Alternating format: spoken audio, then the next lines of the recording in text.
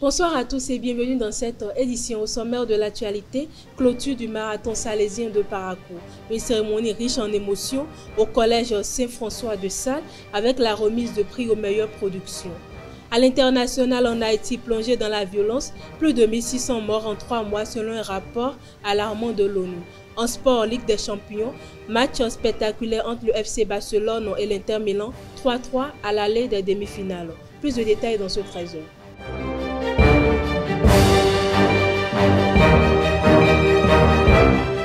À nouveau, bonsoir mesdames et messieurs. La cérémonie de clôture du marathon salésien de Parakou s'est tenue ce mercredi 30 avril 2025 au collège Saint-François Sales de Parakou. Lieu pour les différents organisateurs de faire le point du marathon et de primer la meilleure production sur l'événement. Retour sur la cérémonie avec Mouidine Lawani Elvi Kongweto. La cérémonie de clôture du marathon salésien de Parakou s'est déroulée ce mercredi 30 avril 2025 au collège Saint-François de Sales. Un événement marquant qui vient couronner la grande course du 8 avril dernier dans les rues de la ville. C'est une séance au cours de laquelle nous faisons une forme d'élection.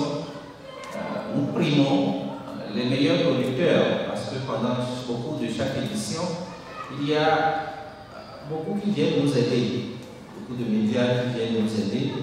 C'est le moment également de les primer, de choisir le meilleur producteur, et c'est le moment de remercier également tous ceux-là qui ont passé le temps avec nous, tous les acteurs.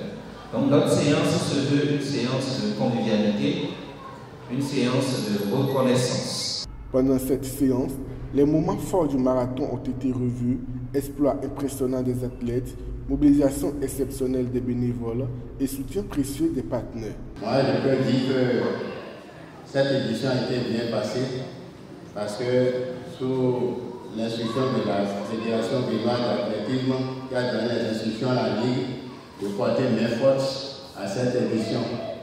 Nous avons les logiciels techniques qui ont été disposés dans les endroits qu'il faut. Et ce qui nous a été compris, c'est qu'on a au moins arrêté un athlète qui a pris 0 ans. Un grand merci à tous ces hommes et femmes qui sont toujours présents, que ce soit physiquement dans l'ombre. Nous savons que nous avons des partenaires, des sponsors, et là aussi, vient de les citer, c'est la BOA. La BOA qui est toujours à nos côtés, pour nous accompagner à chaque édition. Nous leur disons un grand merci.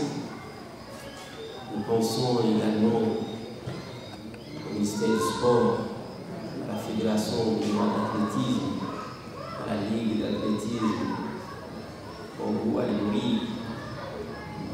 Nous pensons au ministère de la Santé, tous ces hommes et femmes qui nous accompagnent. Nous pensons à la CFAO cette année aussi qui nous a accompagnés sur l'événement. Nous pensons à notre grand cher docteur Siflou qui assure la maîtrise sanitaire et accompagne le marathon salésien depuis des années. Point d'orgue de la cérémonie, la remise des prix aux meilleures productions médiatiques. Une belle manière de saluer le professionnalisme des journalistes qui ont supporté l'événement bien au-delà des frontières de Parakou. C'est ainsi que s'achève cette édition du marathon salésien avec déjà la promesse d'un retour encore plus ambitieux l'année prochaine. La haute autorité de l'audiovisuel et de la communication ACOR appelle les professionnels des médias concernés par la mise à jour du fichier des détenteurs de la carte de presse à se conformer aux exigences au plus tard le 8 mars 2025 à 17 h. Dans un communiqué publié le 29 avril, le président Edouard Loko invite les intéressés à déposer les justificatifs requis sous pli fermé au secrétariat central de la ACOR situé au 3e étage de l'immeuble d'Olivera à Guinkomé à Cotonou. Du 9 au 11 mai 2025, la ville de Parakou vibrera au rythme du reggae avec la deuxième édition du Festival international de reggae Parakou, FIRPO. Parrainé par l'icône ivoirienne Tikenja Fakoli, l'événement verra la participation d'artistes béninois ainsi que des délégations venues d'Algérie, du Ghana, du Nigeria, du Togo et de la Gambie. Le promoteur Asia The First annonce 2 concerts à l'Institut français et à l'Université de Parakou, précédés de conférences sur les produits psychotropes. Le FIRP Autant pour moi 2025 se veut un festival de sensibilisation et de célébration de la culture reggae, reconnu patrimoine immatériel par l'UNESCO. En prélude à la première édition du festival des chevaux d'Oumont Douibou, prévu du 2 au 4 mai 2025 à Parakou, l'association des jeunes cavaliers des quartiers Tourou et Tian intensifie ses séances d'entraînement. Réunis le 29 avril à Tourou, les cavaliers ont travaillé la course hippique et la danse des chevaux en vue de rafler les trophées du festival. L'événement rassemblera des participants venus du Niger, du Nigeria, du Togo, du Burkina Faso et d'autres pays de la sous-région. L'association, qui vient d'acquérir 4 nouveaux chevaux, appelle les populations à leur apporter leur soutien. Hors de nos frontières, plus de 1600 personnes, majoritairement des membres de gangs, ont perdu la vie en Haïti entre janvier et mars 2025, selon un rapport publié ce mercredi 30 avril par l'ONU. La mission onusienne précise que 1617 morts et 580 blessés ont été recensés lors d'affrontements impliquant des gangs, des groupes d'autodéfense, des civils non organisés et les forces de sécurité. Les violences ont été exacerbées par la lutte des groupes criminels pour le contrôle du territoire. Le journaliste suédois Joakim Medin a été condamné mercredi 30 avril à 11 mois de prison avec sursis par un tribunal d'Ankara pour insulte au président. Arrêté fin mars à Istanbul, il reste détenu en attendant un second procès pour appartenance à une organisation terroriste dont la date n'a pas encore été annoncée.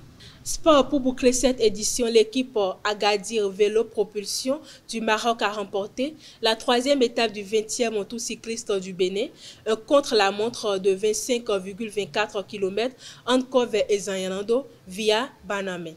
Avec un temps de 32 minutes 34 secondes, les Marocains devancent la team 7-11 des Philippines et Universe Cycling Team. Malgré cette performance collective, le maillot jaune reste sur les épaules du Sud-Africain Reina Jans van Rensburg. Sur 75 coureurs engagés, plusieurs abandons et arrivées hors délai ont été enregistrés. Prochaine étape, Boïko-Atiémé, longue de 110,90 km.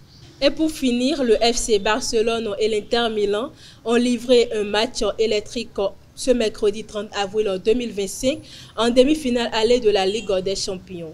Les deux équipes se sont neutralisées sur le score de 3-3 au stade olympique de Montjuïc. Marcus Thuram et Dumfries, auteurs d'un doublé, ont permis aux Italiens de mener à 2 reprises, mais le Barça, porté par Yamal, Torres et Rafinha, a toujours répondu. Un but de Mkhitaryan a été annulé par la VAR en fin de rencontre. Tout se jouera au match retour le mardi 6 mai à Milan. C'est tout pour ce 13h. Bonne fête des travailleurs à chacun et à tous et à très bientôt.